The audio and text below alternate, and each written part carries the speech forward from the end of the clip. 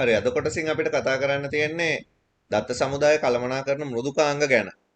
දත්ත සමුදායක් කළමනාකරණය කරන්න නැත්නම් අපි පහුගිය සතිවල කතා කරපු දත්ත සමුදාය නිර්මාණය කරන්න යතුරු ශේෂ්ත්‍ර හදන්න සම්බන්ධතා ගොඩනගන්න මේ වගේ දේවල් වලට පාවිච්චි කරන මෘදුකාංග මොනවද? එහෙනම් අද මාතෘකාවක් ලියා ගන්න. දත්ත සමුදාය කළමනාකරන මෘදුකාංග. ඒක යටතේ ලියන්න. දත්ත සමුදායක් නිර්මාණය කිරීම කළමනාකරණය කිරීම ආදී කටයුතු සඳහා පහසුකම් සපයන මෘදුකාංග කට්ටලය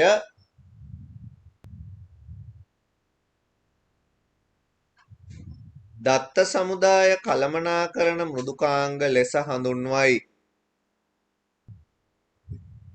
මේ මගින්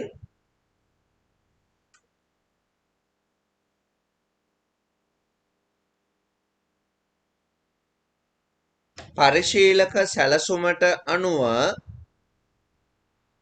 දත්ත සමුදාය නිර්මාණය කිරීමට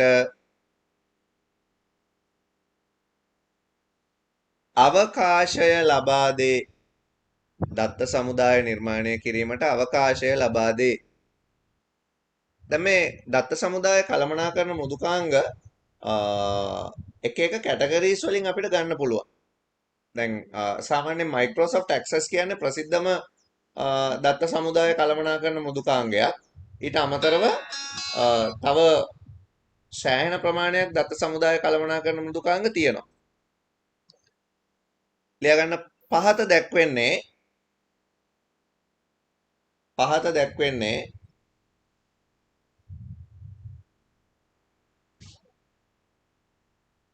දත්ත සමුදාය කළමනාකරණය සඳහා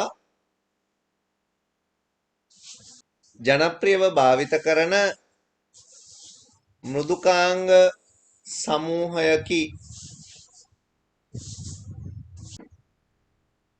ජනප්‍රියව භාවිත කරන මෘදුකාංග සමූහයකි. දැන් ප්‍රසිද්ධම එක තමයි Microsoft Access. ඔව ලියා ගන්න. MySQL ඊළඟට SQL server. SQL server කියන්නේ ජනප්‍රිය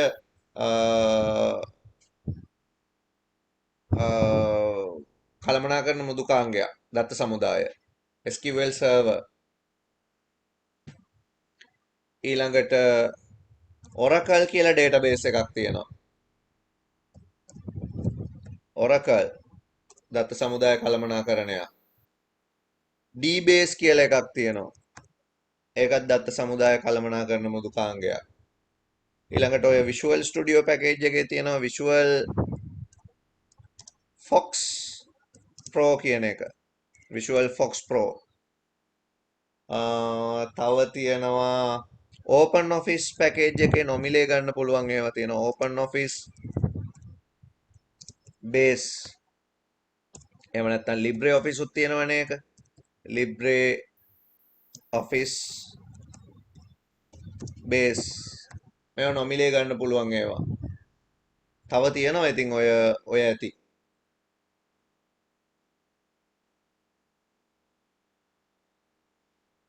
ඉතින් ඒවා අතරින් Microsoft Access කියන එක තමයි අපි මේ පාඩමේදී කතා කරන්න යන්නේ. මොකද Access තමයි දත්ත සමුදාය කළමනාකරණය සඳහා අපි භාවිත කරන මෘදුකාංගය. එහෙනම් මාතෘකාවක් ලියා ගන්න. Microsoft Access දත්ත සමුදාය කළමනාකරන මෘදුකාංගය. අපි ඒක යටතේ ලියා ගමු. Microsoft Access යනු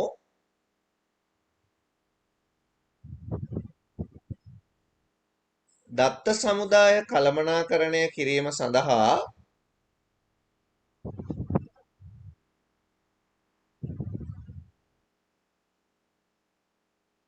සරලව භාවිත කළ හැකි මෘදුකාංග විශේෂයකි.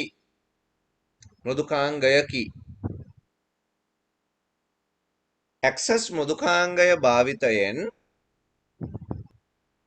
පහත දැක්වෙන දත්ත සමුදාය කටයුතු සිදු කළ හැක. පාදර පාදර ලියා ගන්න. වගු නිර්මාණය,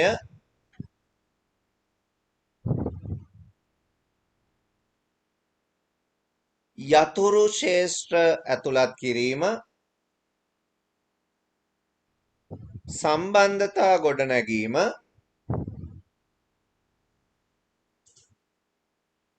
විමසුම ක්‍රියාත්මක කිරීම. විමසුම කියලා කියන්නේ දත්ත ආපසු ලබා ගැනීමට. වාර්තා පිළියෙල කිරීම සහ අතුරු මුහුණත් නිර්මාණය කිරීම. ඉතින් ඕවා තමයි ඇක්සස් වලින් අපි කරන්න බලාපොරොත්තු වෙන දේවල්.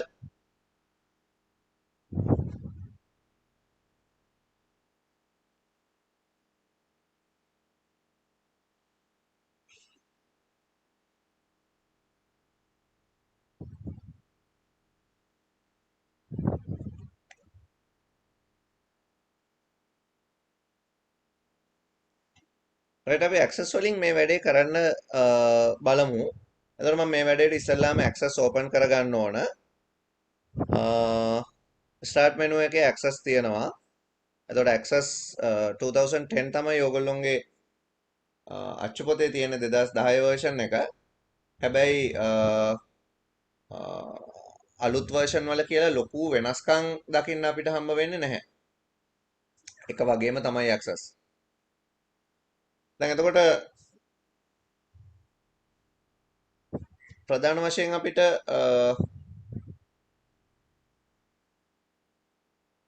ඇක්සස් ඕපන් කරගත්තාම මෙන්න මෙහෙම අතුරු මුහුණතක් දකින්න හම්බ වෙන්නේ. එතකොට මේකේ අපි ඒගොල්ලෝ දෙන database template තියෙනවා. ඒවා නෙමෙයි තෝරගන්නේ මේ blank database. අපි හිස් දත්ත සමුදායක්. මොකද දත්ත සමුදාය අපිට අවශ්‍ය විදිහට නිර්මාණය කරගන්න තමයි අපි උත්සාහ කරන්නේ. ඒකෙදි මම blank database උඩ ක්ලික් කරාම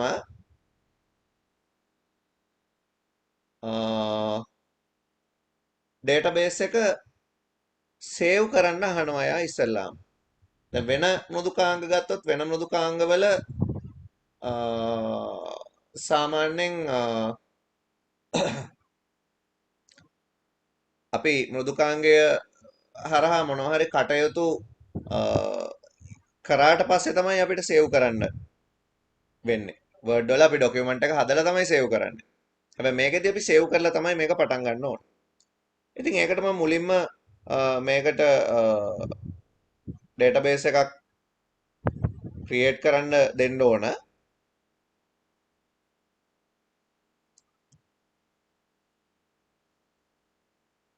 මම desktop එක තෝරගන්නම් database එක හදන්න. එතන මම මේ database එක හදන්නම් අර අපේ කලින් උදාහරණ විදිහට මම මේකට නමක් දාගන්නවා library management system එක කියලා LMS කියලා දාන්න. දාලා මේක සේව් කරන තැන තෝරගන්න ඕන. මම desktop එක තෝරගන්නවා මේක සේව් කරන්න LMS කියන නමෙන්. එතකොට මේකේ අපිට පරණ version වලින් අපි සේව් කරොත් මේ සේව් කරන ෆයිල් එකේ දිගුව විදිහට MDB කියන එක හම්බ වෙනවා Microsoft Database. හැබැයි අපි අලුත් version වලින් මේක සේව් කරොත් desktop එකට access අලුත් format වලින් එතකොට මට මේකේ ACCDB කියන extension එක තමයි හම්බෙන්නේ. ඉතින් ඕගොල්ලෝ 2007න් පස්සේ version එක පාවිච්චි කරන 2010 නේ ඕගොල්ලන්ට තියෙන්නේ. ඒකින්ද අලුත් version එක ACCDB විදිහට තමයි save වෙන්නේ. මට මෙහෙම database එක create කරන්න පුළුවන්. එහෙම database එක create කරාම අපිට මෙන්න මේ වගේ ආකෘතියක් දකින්න හම්බ වෙනවා. ඒ ආකෘතිය තියෙන්නේ අපි නිර්මාණය කරන වගු. එතකොට මේ table දැනට ඒගොල්ලෝ එක table එකක් දීලා තියෙනවා. ඒකේ ID කියලා field එකක් විතරයි තියෙන්නේ. මේ table එක මට වැඩක් නැහැ. ඒකින්ද මම මේ table එකත් close කරලා දානවා. මේක අපිට ඕනේ නැහැ. ඉතින් මේකේ අතුරු මුහුණත දිහා බැලුවොත් මේකේ අතුරු මුහුණතේ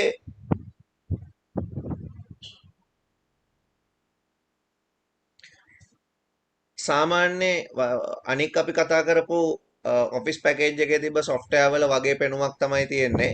ඒකෙදි quick access tool තියෙනවා. ඊට පස්සේ software එකේ නම ඒ ටික close කරන button ටික ribbon තියෙනවා. file home මේක insert කියලා ribbon එකක් නැහැ. මේකේ තියෙන create කියලා ribbon එකක්. එතකොට මේ create කියන ribbon එක තමයි අපිට වගු ඊට පස්සේ විමසුම් අතුරුමුහුණත් report වගේ දේවල් නිර්මාණය කරන්න පාවිච්චි කරන්න තියෙන. ඊට අමතරව තව external data database tool තව මෙවලම් රාශියක් තියෙනවා. නමුත් අපිට මේ ඔක්කොම මෙවලම් ගැන කතා කරන්න ඕන නැහැ. අපි අවශ්‍ය කරන මෙවලම් ටික කතා කරමු. මුලින්ම අපිට දත්ත සමුදායක වගු නිර්මාණය කරන්න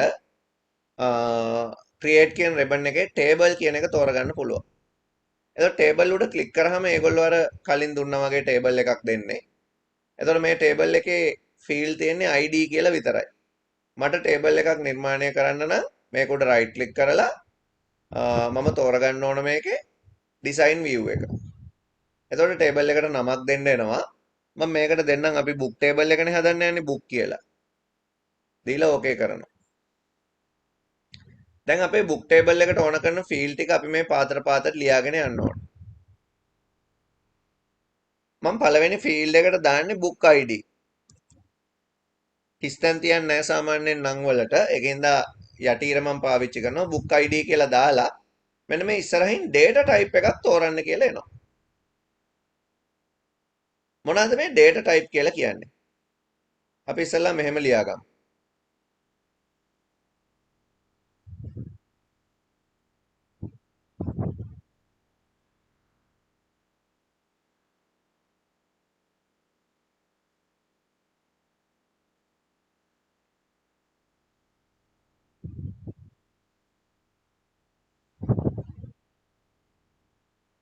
access වල භාවිත වන වගු මාතෘකාවක්. දත්ත සමුදායක් තුළ දත්ත ගබඩා කිරීමට වගු භාවිත කරයි.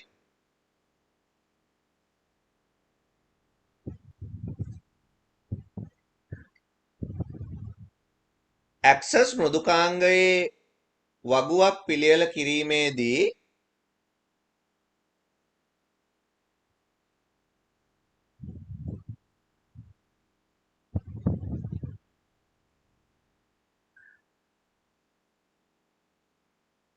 මුලින්ම සැලකිලිමත් විය යුත්තේ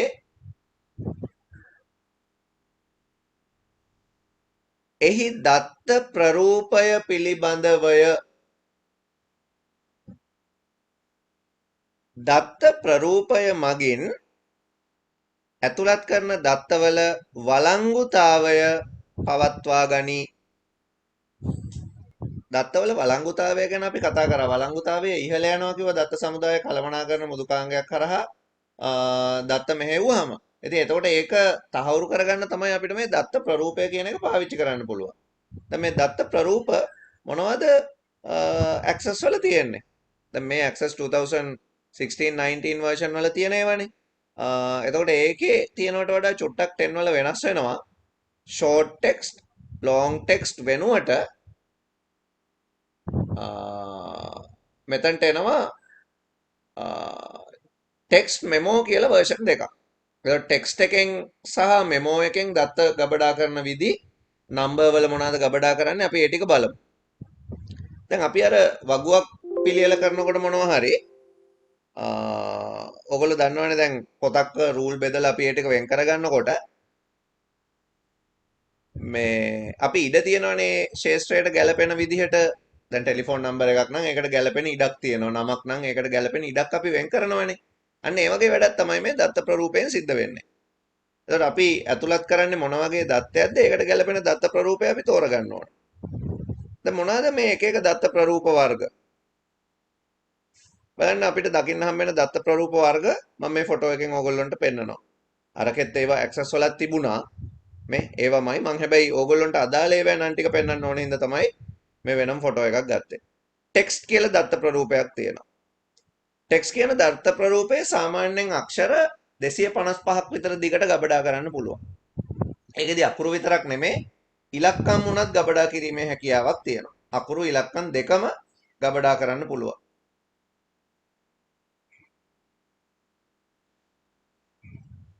ඊළඟට මෙමෝ කියලා එකක් තියෙනවා. අකුරු වල දිග වැඩියෙන් ඇතුළත් කරන්න ඕන නම් අකුරු 65000ක් විතර 64000කට වැඩිය. එතකොට ඒ වගේ වෙලාවක අපි මෙමෝ පාවිච්චි කරනවා. දිග අකුරු වචන අකුරු ඉලක්කම් දෙකම. නම්බර් කියන ආකෘතිය ගත්තොත් අපිට ඉලක්කම් විතරයි ඇතුළත් කරන්න පුළුවන්. ඊළඟට දින සහ වේලාවන් ඇතුළත් කරන්න date and time. currency මූල්‍යමය අගයන් ඇතුළත් කරන්න. ඔටෝ නම්බර් ස්වයංක්‍රීයව අංක ගණනය කරන්න.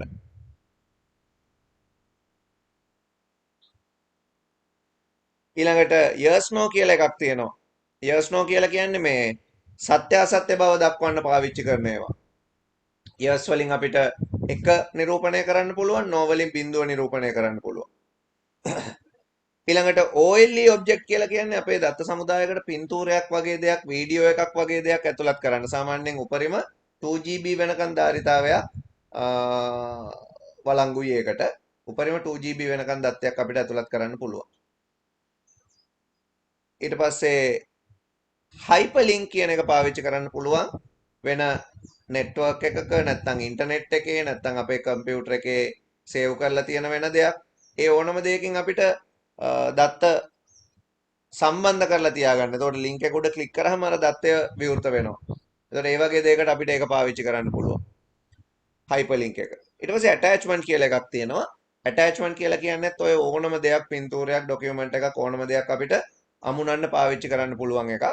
එතකොට OLE object වලයි attachment වලයි වෙනස්කමක් තියෙනවා. දැන් උදාහරණයක් විදිහට අපි මොකක් හරි application එකක අපේ ෆොටෝ එක අලවලා යවනවා නම් පැත්තක අපේ ෆොටෝ එක අලවලා යවනවා නම් ඒක OLE object එකක් වගේ. ඒ කියන්නේ අපේ application එකේම තමයි ෆොටෝ එකක් තියෙන්නේ කියන අදහස එකෙන් කියවෙනවා. ඊට පස්සේ අපි බැරි වෙලාවත් අලවන්නේ නැතුව ෆයිල් ක්ලිප් එකකින් අමුණලා යවනවා නම් ඒවට තමයි attachment කියලා කියන්නේ. එතකොට OLE object වලදී යම්කිසි ඉඩක් වැය වෙනවා අපේ database එකේ අදාළ දත්තය ගබඩා කරන්න. හැබැයි attachment වලදී ඉඩක් වැය වෙන්නේ නැහැ. ඒක වෙනම අමුණලා තියෙන්නේ. දත්ත සමුදායේ ඉඩ වැය වෙන්නේ නැහැ. ඉතින් අපි මතක තියාගන්න ඕන දේ තමයි attachment විදිහට බාහිර දත්තයක් සම්බන්ධ කරලා තියෙන වෙලාවක අපි database එක කාට හරි copy කරලා දෙනකොට අර attachment එකේ තියෙන දේවලු copy කරලා දෙන්න වෙනවා. මොකද එහෙම නැති වුණොත් මේ එයාට ඒ ඇමිනුම් ටික හම්බ වෙන්නේ නැහැ. ඒකින්ද attachment කියලාත් වර්ගයක් තියෙනවා. ඒ වගේම OLE object කියලාත් වර්ගයක් තියෙනවා කියන එක මතක තියාගන්න. මේ දත්ත සමුදායකට බාහිරව වෙන බහුමාධ්‍ය රූප සින්දු වීඩියෝ වගේ දේවල් එකතු කරනවා නම් ඉතින් අපි ලියාගමු මේ දත්ත ප්‍රරූප ටික එකෙන් එක. පළවෙනි දත්ත ප්‍රරූපය text කියන දත්ත ප්‍රරූපය යටතේ උපරිම අකුරු 255ක් දක්වා අකුරු හෝ ඉලක්කම් ඇතුළත් කළ හැක.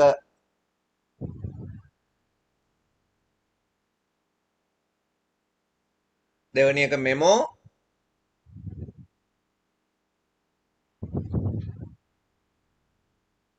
අකුරු 256ට වැඩි දිගු වචන සඳහා භාවිත කළ හැක. ඊළඟ එක නම්බර් සංඛ්‍යාත්මක අගයන් ගබඩා කරයි. date and time දින සහ වේලාවන් ගබඩා කරයි. ඊළඟ එක currency මූල්‍ය අගයන් ගබඩා කරයි. ඔටෝ නම්බර් ස්වයංක්‍රීයවම අනන්‍ය අගයක් ජනනය කරයි. ඊළඟ එක yes no සත්‍ය හෝ අසත්‍ය බූලියානු තොරතුරු ගබඩා කරයි. ඊළඟ එක OLE object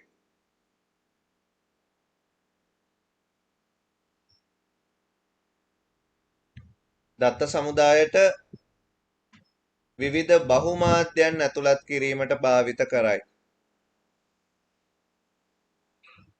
ඊළඟ එක hyperlink වෙනත් ලිපි ලේඛන හෝ වෙබ් අඩවි සමග සම්බන්ධ කළ හැක. අන්තිම එක attachment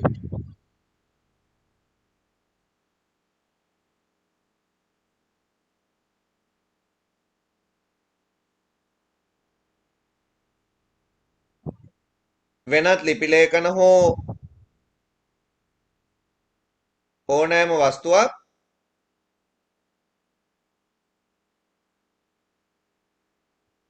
දත්ත සමුදාය වෙත අමුණා දැක්විය හැක. දැන් අපි ඔය කියන දත්ත ප්‍රරූප පාවිච්චි කරලා අර ටේබල් ටික හදන්න උත්සාහ කරමු බලන්න. මම access open කරලා දැන් book ID එකට ගැලපෙන්නේ මොකද්ද? මම දැන් දීපු උදාහරණේ තියෙන්නේ B.1 B.2 නේ. ඒකෙන්ද short text කියන එක පාවිච්චි කරනවා. අකුරු සාමාන්‍යයෙන් 5ක් විතර දිගට තිබ්බහම ඇති. ඒකෙන්ද මම මෙතනින් size එක 5කට සීමා කරනවා. එතකොට දත්ත සමුදාය ඉඩ ඉතුරු වෙනවා. ඊට පස්සේ පොතට නමක් අපිට ආපහු දාන්න ඕන.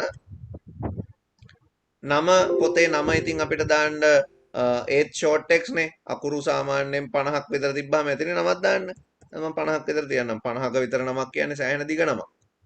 ඊළඟට තව ඒ දත්ත සමුදායට ගැලපෙන විදිහට ඒකේ දැක්කමම අපි ඒක එදා හදද්දි බැලුවා එකම පොත කීප දෙනෙක් ගෙනහිල්ලා තියෙනවා. ඒ කියන්නේ එකම පොතේ කොපි කීපයක් තියෙන්න ඇතිනේ පිටපත්. ඒකෙන් මම මේකට තව ශේෂ්ත්‍රයක් දානවා number of copies. number of copies. පිටපත් ගන්න අපිට සංඛ්‍යාවක් විදිහට දාන්න වෙන්නේ. ඒකෙන් මම මෙතන number කියන එක දාගන්න. ඔයගලන්ට පේනවා ඇති මේ book ID කියන ශේෂ්ත්‍රය ඉස්සරහ චූටි යතුරක් තියෙනවා. මේ යතුරෙන් අදහස් වෙන්නේ මේකට ප්‍රාථමික යතුරක් ඇතුළත් වෙලා තියෙනවා කියන එක. මේ තියෙන්නේ මෙතනින් ඔයාලට ඒක දාන්න නැත්නම් අයින් කරන්න පුළුවන්. ඉතින් අපිට book ID එක ප්‍රාථමික යතුරක් කරන්න ඕනේ ඉඳ මම ඒකත් කරලා මේක save කරනවා. right click කරලා save කරනවා.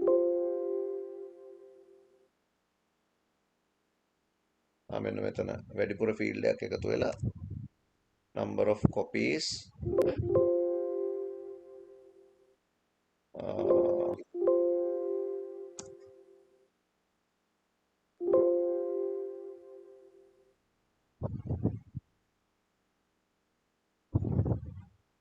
number of copies විදිහට මෙතනට අපි දාමු number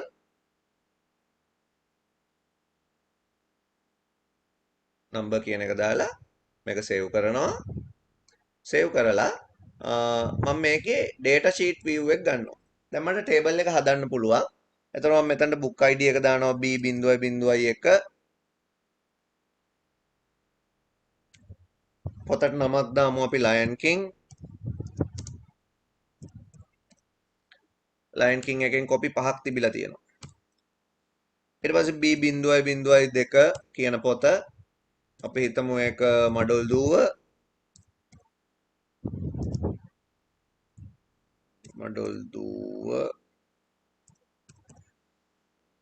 ඒකේ පිටපත් දෙකක් තිබිලා තියෙනවා. මේක B.2 කරන්නම්. එක ඊළඟ එක B.3 අපි පොතක් දාමු හැරි පොටර්.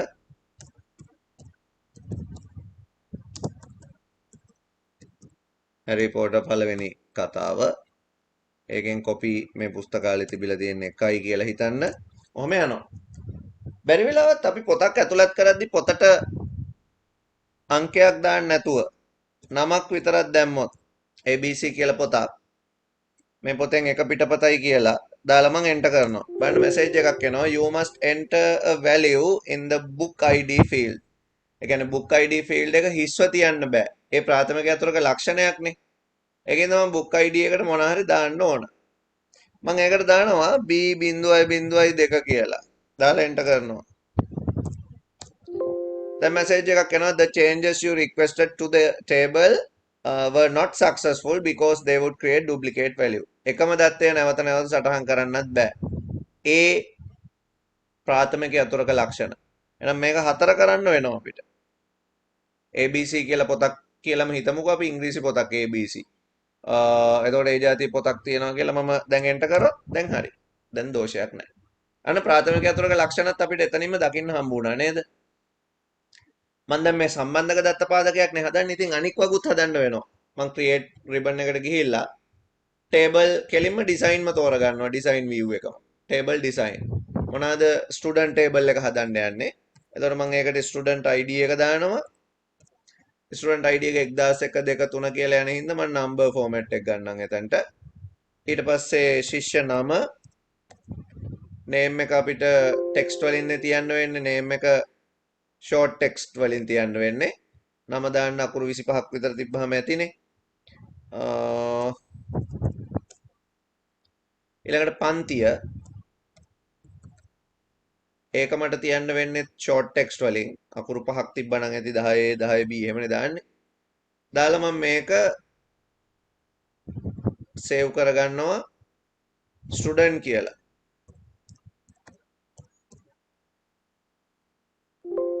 දැන් අහනවා although the primary key is not required is highly recommended the table must have primary key for your defined relationship between this දැන් primary key එකක් නැතුව අපිට relationship හදන වැඩ අරව මේවා කරන්න බැරි හින්දා එයා අහනවා මේ table එකට ඕනද primary key මට ඕනනම් yes කරන්න පුළුවන් එතකොට එයා අලුතෙන් field එකක් තමයි primary key එකතු කරන්නේ ඉතින් එහෙම මට ඕන නැති හින්දා මම මේ field එක delete කරලා මෙන්න මේ පළවෙනි student ID කියන එකට primary key එකක් දාගන්නවා දාලා මම මේක දැන් සේව් කරනවා. ඊට පස්සේ මම මේකට data insert කරන්න data sheet view එකට යනවා. දැන් ළමයි දාමු අපි මේකට 1001 නිමල් එයා 10 B පන්තියේ 1002 කමල් එයා 10 C පන්තියේ 1003 අරුණ එයා 10 A පන්තියේ 1004 සමන් 4 සමන් එයා 10 B පන්තියේ ඔය විදිහට අපිට ළමයින්ගේ dataත් දාන්න පුළුවන්. book table එක හැදුවා පොත්වල විස්තර දැම්මා. student table එක හැදුවා ශිෂ්‍ය තොරතුරු දැම්මා. ඊළඟට මම හදන්න යනවා table එකක්. ඒ තමයි අර පොත් බැහැරට ගෙන ගිය හැටි. මම ඒ table එකට නමක් දෙන්නම් book student කියලා. ඒකේ මොනවද තියෙන්න ඕන? book ID එක තියෙන්න ඕන. පොත් අංකය තියෙන්න ඕන. එතකොට මම ඒකේ short text පාවිච්චි කරේ අකුරු 5ක් දිගට. ඊළඟට student ID එක තියෙන්න ඕන.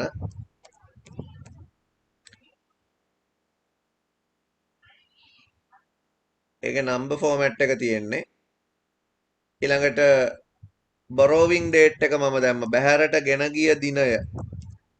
borrowing date එක මම ඒකට තෝරනවා date and time කියන format එක දිනයක් නේ ඒක. ඊළඟට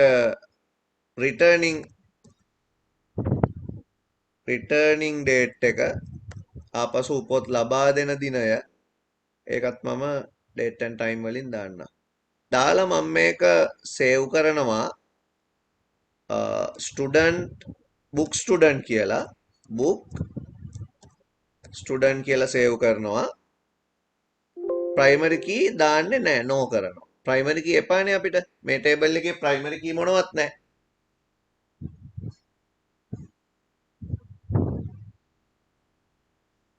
ඊළඟට මම මේක data sheet view එකට ගිහිල්ලා දැන් data fill කරනවා B.01 කියන පොත 1001 කියන ළමයා ගෙනihin තියෙනවා බලන්න අපිට දිනනේ තෝරන්න පුළුවන් මෙතන.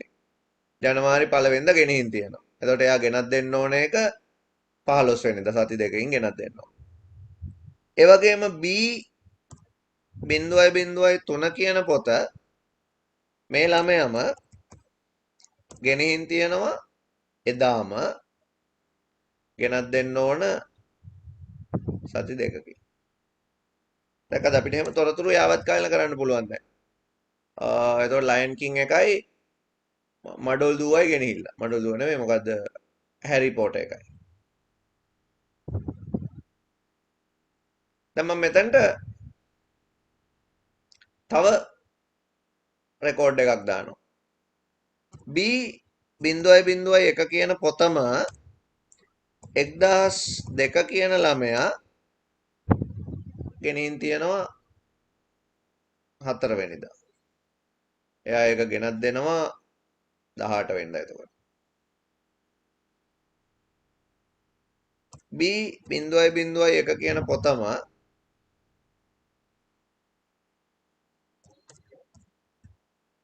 1003 කියන ළමයා 6 වෙනිදා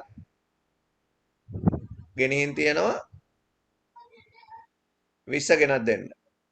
ඒ වගේම B.04 කියන පොතත් 1003 කියන ළමයා එදාම ගෙනින් තියෙනවා. ඔහොම අපිට රෙකෝඩ් මේකට පුරවන්න පුළුවන්. හරි. 6 වෙනිදාම කියලා මම දාන්නම්. 20 රිටර්න් කරනවා. තව එක රෙකෝඩ් එකක් දාන්න. B.02 කියන පොත ළමයි 4 දෙනෙක් හිටියා නේද මේකේ? 1004 කියන ළමයා ගෙනින් තියෙනවා 7 වෙනිදා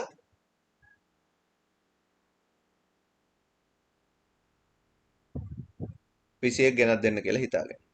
ඔන්න ඔය විදිහට අපිට දැන් ටේබල් එක හැදුනා. එතනින් වගුව නිර්මාණය කිරීම ඉවරයි. අපිට වගුවක් නිර්මාණය කරන්න ඊට වඩා දෙයක් කරන්න නැහැ. හරිද? බොහොම සරලව අපිට වගුවක් නිර්මාණය කරන්න පුළුවන්. අදාළ දත්ත ප්‍රරූපය තෝරගත්ත වගු ටික හැදුවා. ඊට පස්සේ යතුරු ටික දැම්ම දත්ත ටික දැම්ම. එතනින් ඒක ඉවරයි. හැබැයි මේ වගු තුන ඇත්තටම මේ වගු තුන අතර සම්බන්ධතාවය තියෙන්න ඕන. ඒකින්ද අපිට මේ වගු තුනේ සම්බන්ධතාව හදන්න රිලේෂන්ෂිප් කියන එක තෝරගන්න වෙනවා. database tool කියන ribbon එකේ තියෙනවා රිලේෂන්ෂිප්. මෙතනට ආපුවාම ඔයා ගාව තියෙන ටේබල් ටික ඔයාලට මෙතන බලන්න පුළුවන්. මෙතන book එකයි book student එකයි student එකයි. බලන්න මේ තමයි ටේබල් තුන. මේ තමයි ටේබල් තුන. මේ ටේබල් තුන පාවිච්චි කරලා ඔයාලට දත්ත ආපහු ගන්න පුළුවන්. උදාහරණයක් විදිහට නිමල් ගෙනිහින් තියෙන පොත් මොනවද කියලා අහනවා. ඒ වගේ වෙලාවක මට හදන්න වෙනවා query එකක්. අන්න මම query එකක් හදන්න යන්නේ සරලව. query design වලට ගිහිල්ලා මම මේ ටේබල් තුනෙන් බලන්න query එකකට add කරගත්තාම ඉබේම මේ ටේබල් අතර සම්බන්ධතාවයක් ගොඩනගාගෙන යනවා. මම දැනට මේ සම්බන්ධතාවයන් ටික delete කරනවා. සම්බන්ධතාවයක් නැතුව අපි තමයි සම්බන්ධතාව හදන්න ඕන. හරිද? අපි හදමු. එහෙම කරලා මම හොයන්න යනවා student table එකේ name එකයි book table එකේ name එකයි පාවිච්චි කරලා book table එකේ name එකයි පාවිච්චි කරලා නිමල් ගෙනිච්ච පොත් මොනවද? මම කොන්දේසිය විදිහට නිමල් කියලා මෙතන දාලා නිමල් ගෙනිච්ච පොත්නේ මට බලන්න ඕන. රන් කරනවා. රන් කරාම මොකද වෙලා තියෙන්නේ? නිමල් ලයන් කින් ගෙනිහිල්ලා නිමල් මඩොල් දුව ගෙනිහිල්ලා නිමල් හැරි පොටර් ගෙනිහිල්ලා නිමල් ABC ගෙනිහිල්ලා ආයෙ නිමල් ලයන් කින් ගෙනිහිල්ලා එහෙම එනවනේ. මේක වැරදීනේ. නිමල් ඇත්තටම ගෙනිච්ච පොත් ටිකක් ඇති. එතකොට මේ පොත් ටික මට බලන්න ඕන. දැන් මේ උත්තරේ මේ පිළිතුරු හරියට ආවේ නැත්තේ අර වගු අතර සම්බන්ධතාවයක් තිබ්බේ නැති හින්දා. මේ වගු අතර සම්බන්ධතාවය ගොඩනගා ගත්තා නම් අපිට පුළුවන් හරියට මේ වැඩේ කරන්න. ඉතින් මම වගු අතර සම්බන්ධතාවයක් ගොඩනගන්න යනවා මොකේදද? database tool එකේ relationship වලට. relationship වලට ගිහිල්ලා මට ඕන වගු ටික තෝරලා add කරගන්නවා. add කරගත්තාම දැන් ඔන්න වගු අතර දැනට පේන්න කිසිම සම්බන්ධතාවයක් නැහැ. මම මොකද කරන්නේ? මේ වගු අතර සම්බන්ධතාවය ගොඩනගන්න book වගුවේ book ID එක ක්ලික් කරලා අල්ලගෙන ඇදගෙන එනවා book student වගුවේ book ID එකට. එතකොට එයා රිලේෂන්ෂිප් එක හදන්න වින්ඩෝ එකක් දෙනවා. ඒකේ තියෙනවා book වගුව one to many විදිහට book student වගුවට සම්බන්ධ වෙනවා. ඒ book වගුවේ එක් රෙකෝඩ් එකක් එක පොතක් book student වගුවේ තැන් කීප එක තියෙන්න පුළුවන්. ඒකින්ද ඒක one to many. create දුන්නාම රිලේෂන්ෂිප් එක හැදෙනවා. දැන් මේ වගු දෙක අතර සම්බන්ධතාවයක් ගොඩනැගිලා තියෙනවා. ඒ වගේම ස්ටුඩන්ට් වගුව බුක් ස්ටුඩන්ට් වගුවේ ස්ටුඩන්ට් ID එකත් එක්ක සම්බන්ධය ඇදගෙන ඇවිල්ලා අතෑරියා. අතෑරලා ක්‍රියේට් කරා. දැන් බුක් වගුව බුක් ස්ටුඩන්ට් වගුවත් එක්ක one to many, ස්ටුඩන්ට් වගුව බුක් ස්ටුඩන්ට් වගුවත් එක්ක one to many.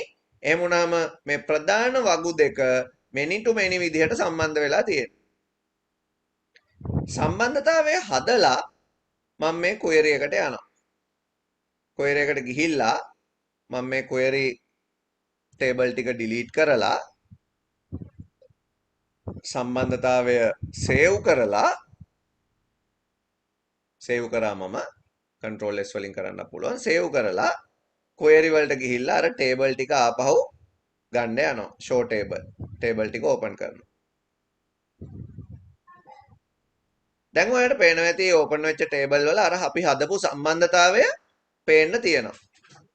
දැන් මගේ කොන්දේසි මොනවද? මම කිව්වේ ශිෂ්‍ය වගුවේ ස්ටුඩන්ට් වගුවේ නේම් එකෙන් එයා ගෙනihin තියෙන පොත් මොනවද කියලා හොයාගන්න. එහෙනම් ස්ටුඩන්ට් වගුවේ නේම්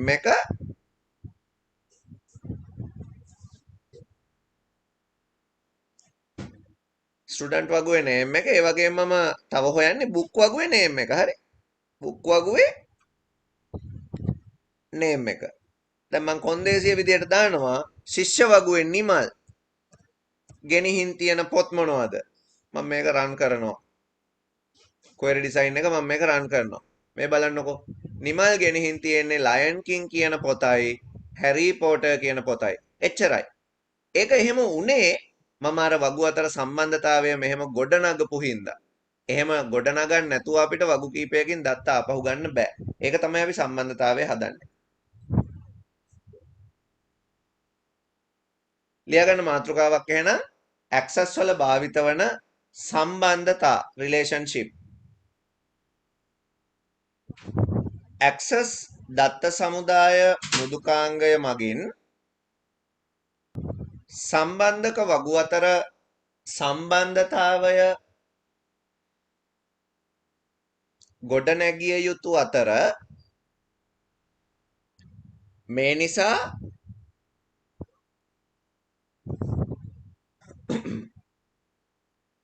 වගු කිහිපයක් සම්බන්ධ කරගෙන දත්ත ආපසු ලබා ගැනීම සිදු කළ හැක.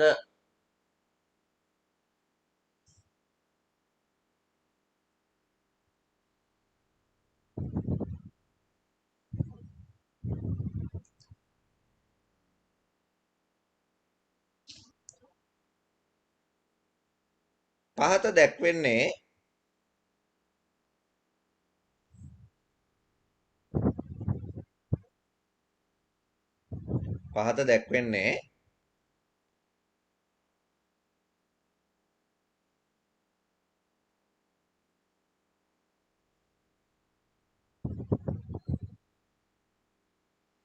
ඉහත සඳහන් පුස්තකාල වගුවේ ක්‍රියාකාරකමේ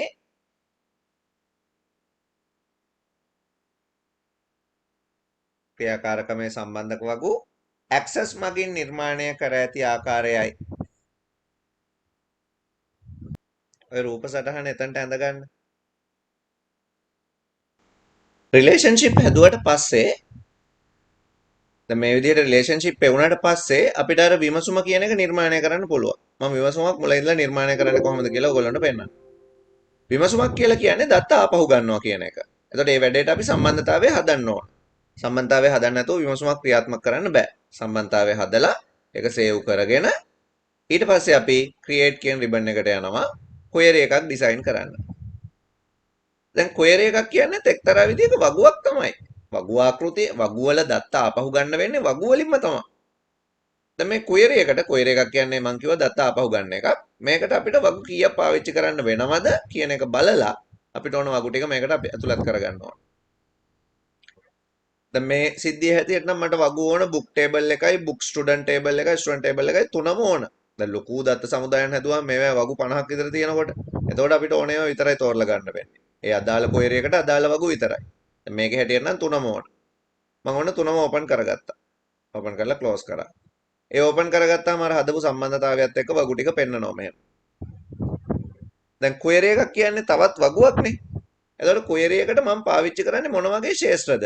ඒක මගේ query එකත් එක්ක වෙනස් වෙනවා. දැන් උදාහරණ විදිහට මම කලින් කිව්වා වගේ මට ඕන ලයන් කිං පොත කවුද ගෙනිහින් තියෙන්නේ කියලා බලන්න. හරි මොනවාද මට ඕන වෙන වගු දැන්? මට ඕන ලයන් කිං පොත. දැන් පොත ලයන් කිංද කියලා බලන්න නම් මට බුක් ටේබල් එකට යන්න වෙනවා ඉස්සෙල්ලාම. ලයන් කිං කියන පොත හොයාගන්න වෙන්නේ බුක් ටේබල් එකේ නේ ගැන විස්තර තියෙන්නේ. බුක් ටේබල් එකේ නේම් එක. ගෙනිහින් තියෙන්නේ කවුද? ගෙනිහින් තියන අය ඉන්නේ ස්ටුඩන්ට් ටේබල් එකේ. ඒගොල්ලොන්ගේ නම් තියෙන්නේ ස්ටුඩන්ට් ටේබල් එකේ නේම්. ගෙනිහින් තියන අයගේ නම්. ඒ වගේම මට බලන්න ඕන වෙනවා පොත් වගුවේ නමයි ස්ටුඩන්ට් වගුවේ නමයි කවද්ද ගෙනිහින් තියෙන්නේ. ඒවා තියෙන්නේ කෝකේද?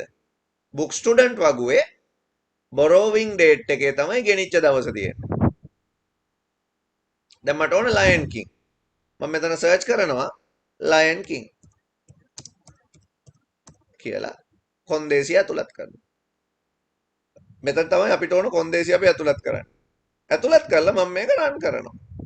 රන් කරාම ඔන්න අලුත් වගුවක් හැදිලා මට පෙන්නනවා. මොකද්ද ඒ වගුව? ලයන් කිං කියන පොත නිමල් ගෙනihin තියෙනවා. රෙකෝඩ් 3ක් ඇවිල්ලා තියෙන එකනේ 3ක් තියෙනවා. නිමල් ගෙනihin තියෙනවා පළවෙනිදා. කමල් ලයන් කිං පොතක් ගෙනහිල්ලා තියෙනවා 4 වෙනිදා. අරුණ ගෙනihin තියෙනවා 6 වෙනිදා. ලයන් කිං කියන පොත් 3ක් මේ වෙනකොට ලයිබ්‍රරියෙන් අවුට්. ඉතින් අපිට ඕන නම් මේ query එක ක්‍රියාත්මක කරද්දී මට පුළුවන් ඕන නම් මේ query එකේ count එක හොයාගන්න. count එක හොයලා දැන් 3යිනේ. book වගුවේ ලයන් කිං 5න් 3ක් අඩු කරලා තව 2යි ඉතුරු කරලා හදන්නත් පුළුවන්. ඒවා ඉතින් ටිකක් ලොකු වැඩ. ඕගොල්ලන්ට ඒ වගේ ඒවා නැහැ. count වගේ දේවල් බලන්න නැහැ.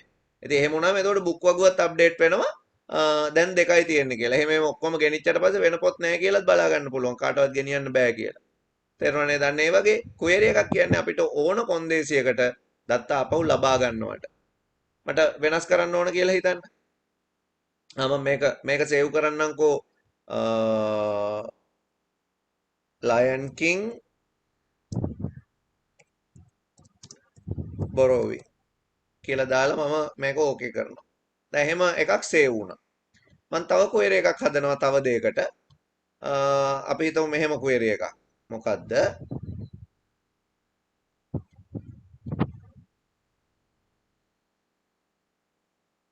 ලයන් කිං ගෙනහිල්ලා තියෙන නිමල්ගේ පන්තිය මොකද්ද? දැන් අපි කලින් උදාහරණ දැක්ක ලයන් කිං ගෙනහිල්ලා තියෙනවා කීප දෙනෙක්ම. නිමලුත් ගෙනහින් තියෙනවා, කමලුත් ගෙනහින් තියෙනවා, අරුණත් ගෙනහින් තියෙනවා. එතකොට මට බලන්න ඕන ලයන් කිං ගෙනහිල්ලා තියෙන නිමල්ගේ පන්තිය මොකද්ද? දැන් මම කොහොමද query ක්‍රියාත්මක කරන්නේ? මට ඕන මේ වැඩේට ලයන් කිං කියලා පොත හොයාගන්න book table එකයි ඒකේ book name එක නිමල්ගේ table එක හොයන්න වෙන්නේ student table එකෙන්. ස්ටුඩන්ට් ගේ නේම් එක නිමල්. ඒ වගේම ස්ටුඩන්ට් ටේබල් එකේ ක්ලාස් එක ඕන තව. මට ওই ටිකනේ බලන්න ඕන. එතකොට මම කොන්දේසි විදියට දානවා පොතේ නම ලයන් කිං වෙන්නත් ඕන. ළමයාගේ නම නිමල් වෙන්නත් ඕන. කොන්දේසි දෙකක් දැම්මා දැන්. ලයන් කිං වෙන්නත් ඕන, නිමල් වෙන්නත් ඕන. ක්ලාස් එක වැඩක් නැහැ. ඒකනේ මට හොයාගන්න ඕන. දැන් ඉතින් මේ ෂෝ කියන එකේ මේ හරි දාලා තියෙන ඒව පෙන්වන්න කියලා මට ඉතින් පොතේ නමයි නිමල්ගේ නමයි ළමයාගේ නමයි බලන්න ඕනේ පන්තිය විතරක් බලාගත්තාම ඇතිනේ. ඒකට විතරක් හරිය දාලා මම මේක රන් කරනවා. බලන්න 10 B කියලා උත්තරේ එනවා. අපි දන්නවා ස්ටුඩන්ට් වගුවේ නිමල්ගේ පන්තිය 10 B. ඒකින්ද තමයි අර query එකේ ඒක ආවේ. එහෙනම් query එකක් කියන්නේ මොකද්ද? අපිට අවශ්‍ය දත්ත ටිකක් තෝරලා බේරලා වගුවකින් ගන්න වගු කීපයකින් ගන්න වැඩක්. ඒතර query අපිට පිළියෙල කරන්න වෙනවා අනිවාර්යයෙන්ම මොකටද? වගු කීපයකින් දත්ත ආපහු ගන්නකොට. තනි වගුවකින් ගන්නකොටත් අපිට query තමයි පාවිච්චි කරන්න වෙන්නේ. හැබැයි අපි සම්බන්ධක දත්ත පාදකයක් ගැන කතා කරනකොට වගු කීපයකින් දත්ත ආපහු ගැනීමක් පිළිබඳව query වලදී සාකච්ඡා කරනවා. එහෙනම් අපේ ඊළඟ මාතෘකාව විමසුම query QUERY විමසුමක් භාවිත කරන්නේ දත්ත වගුවල පිහිටි දත්ත ආපසු ලබා ගැනීම සඳහාය. මේ සඳහා create රිබනයේ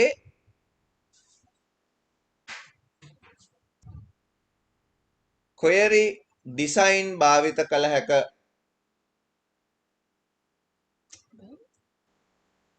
වෙනම ඡේදයකින් එහිදී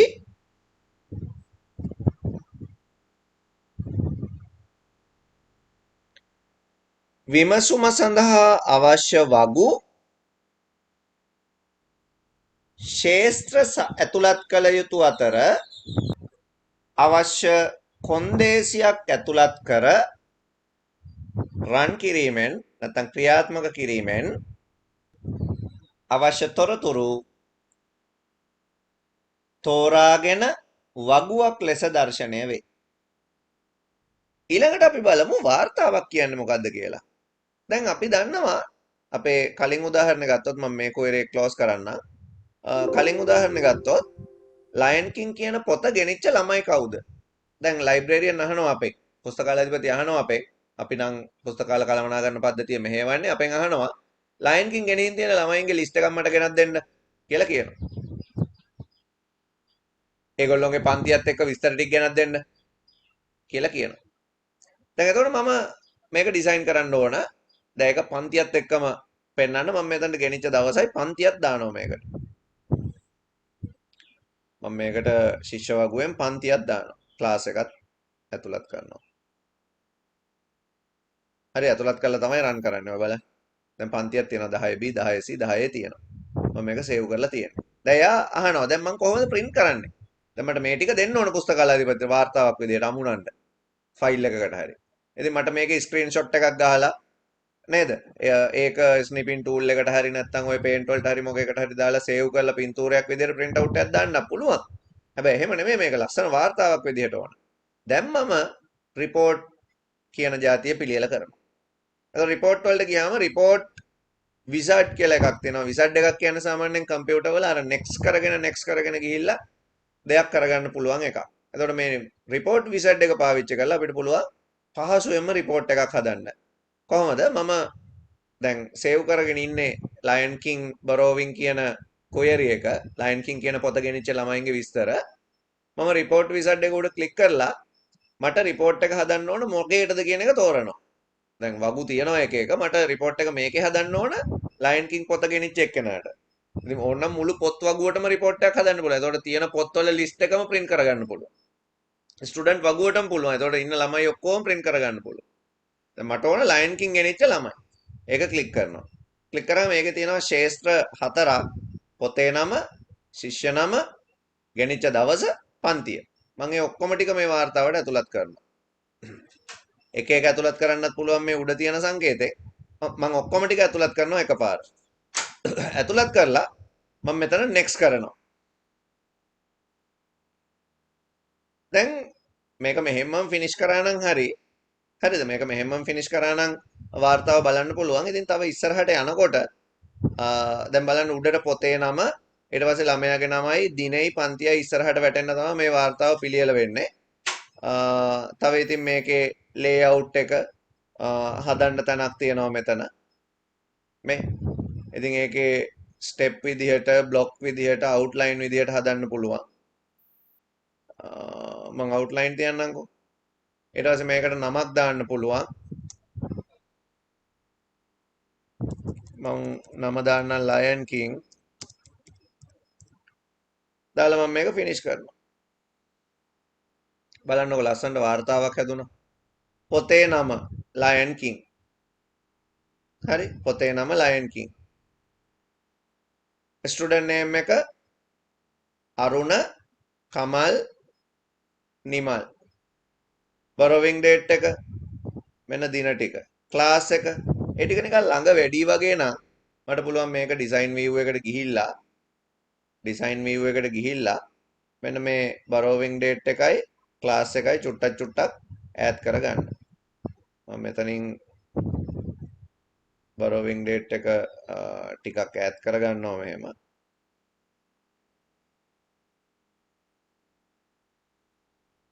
ඊට පස්සේ ක්ලාස් එක තව ටිකක් ගෙනල්ලා මෙහායින් තියා ගන්නවා.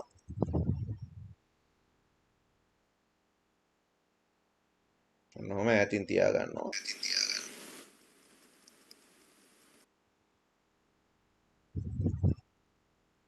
ක්ලාස් එක මෙතනට ගේනවා. බර්න් රේට් එක චුට්ටක් ඈත් කරගන්නවා. ඔය වගේ ඊට පස්සේ මම මේක සේව් කරලා report view එක බැලුවම දැන් චුට්ටක් ඈත් වෙලා ක්ලාස් එක තියෙනවා. බලන්න මේක මට මෙහෙම print කරලා ගන්න පුළුවන්. report view එක. මේක කෙලින්ම අපිට print preview එකක් බැලුවොත් අපිට මේක print කරගන්න පුළුවන්. දැන් මගේ printer එකක් නැති හින්දා එහෙම බලන්න විදියක් නැහැ. අපිට මේක print preview එකට ගියාම මේක print කරගන්න පුළුවන් මේ විදිහට. දැන් ඔය කොලේ print වෙන විදිහ ඔය පෙන්නලා තියෙනවා. ඔහොම print එකක් දාගන්න පුළුවන්. ඉතින් වාර්තාවක් කියන්නේ ඇත්තටම මට table එකක් මුද්‍රණය කරන්න පහසු ක්‍රමයක්. ඒකින්ද ඔය දැන් අපි සුපිරි වෙළඳසැලක ගියොත් ඒගොල්ලෝ බිල්පත අපිට දෙන්නේ වාර්තාවක් විදියට ඩේටාබේස් එකේ report එකක් ඒ. අපි ගත්ත බඩු ටික පිළිබඳ වාර්තාව report එක. බිලක් කියන්නේ report එකක් එතකොට. ඔයගොල්ලන්ට ක්ලාස් ෆීස් ගෙවුවාම පොඩි රිසිට් එකක් හම්බෙන්නේ. ඒ ඩේටාබේස් එකේ ඔයගොල්ලෝ ෆීස් ගෙවපු රෙකෝඩ් එකට අදාළ බිල්පත. ඒකත් query එකක් ඒ. පැහැදිලිද? එහෙනම් අපි ලියාගමු ඊළඟ මාතෘකාව වාර්තා.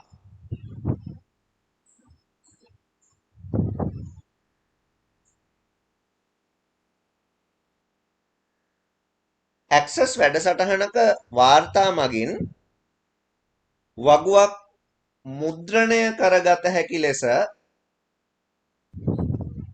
පිළියෙල කරගත හැක. ක්‍රියේට් රිබනය මගින් රිපෝට් තෝරා ගැනීමෙන් වගු හෝ විමසුම් සඳහා පහසුවෙන් වාර්තා පිළියෙල කරගත හැක.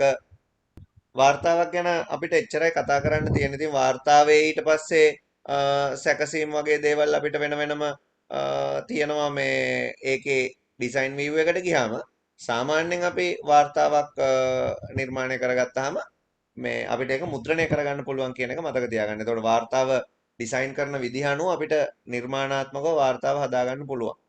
හරිද? දැන් ඔය ලයන් කිං එකේ report ටික තමයි අපි ඔය පෙන්නන්නේ. ඊට පස්සේ දැන් මේ ටේබල් එකේ තියෙන ටේබල් වලට දත්ත ඇතුළත් කරද්දී මෙහෙම ටේබල් එකෙන්ම දත්ත ඇතුළත් කරන්න නැතුව අපිට පුළුවන් ටේබල් වලට දත්ත ඇතුළත් කරන්න ලස්සන අතුරු මුහුණක් හදාගන්න. ඒ අතුරු මුහුණතට තමයි අපි ෆෝම් එකක් කියලා කියන්නේ. ආකෘතියක්. එතකොට උදාහරණයක් විදිහට දැන් ශිෂ්‍ය වගුවට නැත්නම් බුක් ස්ටුඩන්ට් වගුවට නැත්නම් බුක් වගුවට මොනවා හරි මේ වගුවලට දත්ත ඇතුළත් කරන්න. දැන් අපි හිතමුකෝ නිතරම දැන් බුක් ස්ටුඩන්ට් වගුවනේ අප්ඩේට් වෙන්න ඕන ළමයි පොත් ගෙනියද්දි. අන්න ඒ වගේ වෙලාවක අපිට ඒකට අතුරු මුහුණක් හදන්න පුළුවන්. ඕනම වගුවකට පුළුවන් හදන්න. හරිද? මේ වැඩේදී මම පාවිච්චි කරන්නේ create ribbon එකේ form wizard එක. එතකොට මම ඩිසයින් වලින් කියන්නේ නැහැ form එකයි report එකයි. ඩිසයින් වලින් ඕගොල්ලොන්ට කිව්වේ මම query එකයි table එකයි විතරයි. form එක wizard වලින් හදමු අපි. එතකොට form wizard එකට ගියාම අපිට හදන්න ඕන මොන table එකටද form එක කියලා මෙතන අහනවා. මට එතකොට ඕනනම් book table එකට, book student table එකට, student table එකට විදියට ඕන එකකට හදන්න පුළුවන්. මම හදන්නම්කෝ පොත් බැහැරට ගෙන යන එක දාන්න පුළුවන් table එකක්. එහෙනම් book student table එකට කියලා දාන්න. මොනවද ඒකේ තියෙන ශේෂ්ත්‍ර? book ID, student ID, borrowing date, returning date. මම දැන් අලුතෙන් පොත් ඇතුළත් කරන්න නම් මේ ෆෝම් එක හදන්නේ. එතකොට book ID, name, number of copies. අලුතෙන් ශිෂ්‍යව ඇතුළත් කරන්න නම් මම මේක හදන්නේ. student ID, name, class කියන ශේෂ්ත්‍ර. මේ තුනම ඕනනේ මට. මං ශිෂ්‍යයින්ට හදන්නම්කෝ එක. මේ තුනම ඕන. next කරනවා. next කරාම දැන් table එකේ ආකෘතිය කොයි වගේද කියන එක මෙතන select කරන්න තියෙනවා.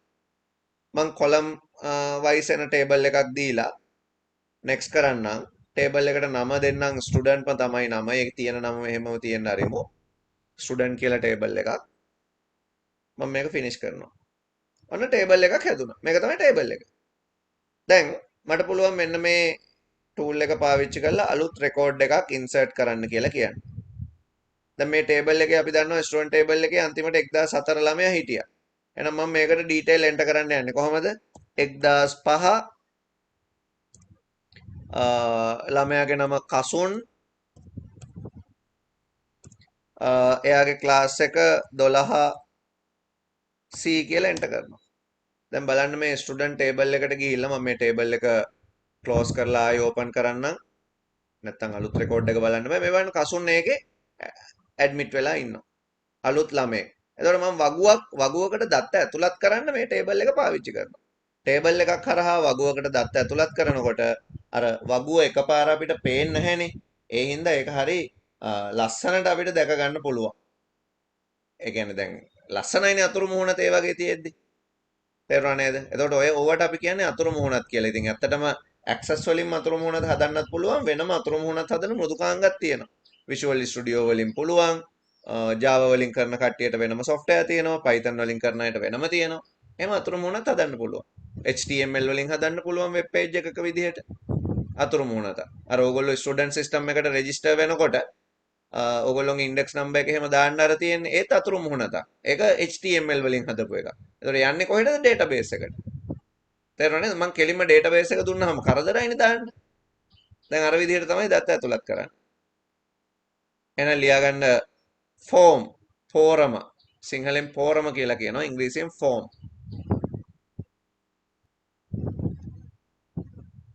දත්ත සමුදායකට දත්ත ඇතුළත් කිරීම සඳහා භාවිත කරන නිර්මාණාත්මක අතුරු මුහුණත පෝරමයක් ලෙස හඳුන්වයි.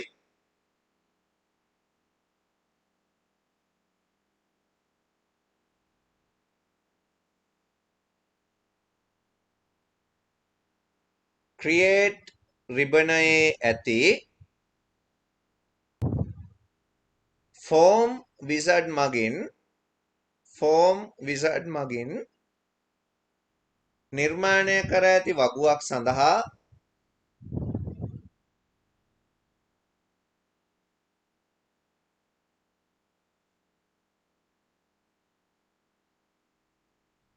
පහසුවෙන් පෝරමයක් ඇතුළත් කළ හැක. වෙනම ඡේදකින් පෝරමයක් මගින්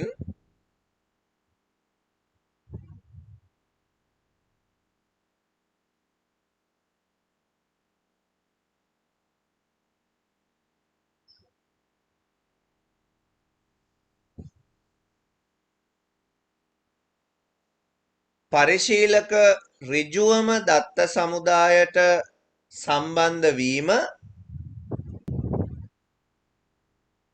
වළක්වනු ලබයි. හරි. එතකොට දත්ත සමුදාය පාඩම යටතේ අපි දත්ත සමුදායක් නිර්මාණය කරන්නේ කොහොමද? සම්බන්ධතා පිළියෙල කරන්නේ කොහොමද? යතුරු ශේෂ්ත්‍ර කොහොමද? ඊට පස්සේ ඒ වගේ ඒවා අපි මෘදුකාංගයක් පාවිච්චි කරලා හදන්නේ කොහොමද? වගු අතර සම්බන්ධතාවය හදලා ඒ වගු වලින් දත්ත ආපහු ගන්න කොහොමද? වාර්තා පිළියෙල කරන්නේ කොහොමද? සහ අතුරු මුහුණත් නිර්මාණය කරන්නේ කොහොමද කියන එක තමයි අපි බැලුවේ. එතකොට ඇත්තටම දැන් මේ ප්‍රායෝගික කොටස් ටික ඔයගොල්ලෝ නැවත බලලා දත්ත සමුදායක් පිළියෙල කරලා කොහොමද දත්ත දාන්නේ කොහොමද දත්ත ආපහු ගන්න කියන එක ඕගොල්ලෝ කරලා බලන්න ඕන එකක්. ඒක පුරුදු වෙන්න ඕන එකක්. නමුත් අපේ තියරි කොටස් ටික ඕගොල්ලෝ හොඳට පාඩම් කරගන්න. මොකද විභාගෙට ඕගොල්ලෝ පාස් පේපර් වල බලන්න ඒවැය තියෙන්නේ අපි අර ඉගෙනගත්තු දත්ත සමුදායක් කොහොමද වගු වලට කඩලා සම්බන්ධතා හදලා එවෙන් දත්ත යාවත් කාලීන කරාම කොහොමද වගු වල දත්ත පෙන්වන්න ඕන. ඒ වගේ දේවල් තමයි ඒකෙදී ඔයගොල්ලන්ට දකින්න හම්බ වෙන්නේ. ඉතින් ඒකින්ද තියරි ටික හොඳට පාඩම් කරගන්න, ප්‍රැක්ටිකල් ටික කරලා බලන්න ඕගොල්ලෝගේ කම්පියුටර් එකේ ඩේටාබේස් එකක් හදලා එතකොට ඕගොල්ලන්ට ඩේටාබේස් වල තියෙන ගැටලු පිළිබඳ සෑහෙන අවබෝධයක් එනවා. දත්ත සමුදායක් කොහොමද නිර්මාණය කරන්නේ කියන එක ගැන. එතකොට අපි කලින් හදපු උදාහරණවල තිබ්බ සම්බන්ධක වගුත් ඕගොල්ලෝ මේ විදිහට වගු ආකෘති වලට පරිවර්තනය කරන්න උත්සාහ කරන්න. ඉතින් එහෙමනම් අපි ඊළඟ දවසේ අලුත් පාඩමකින් හම්බ වෙමු. අදට මම නවත්තනවා.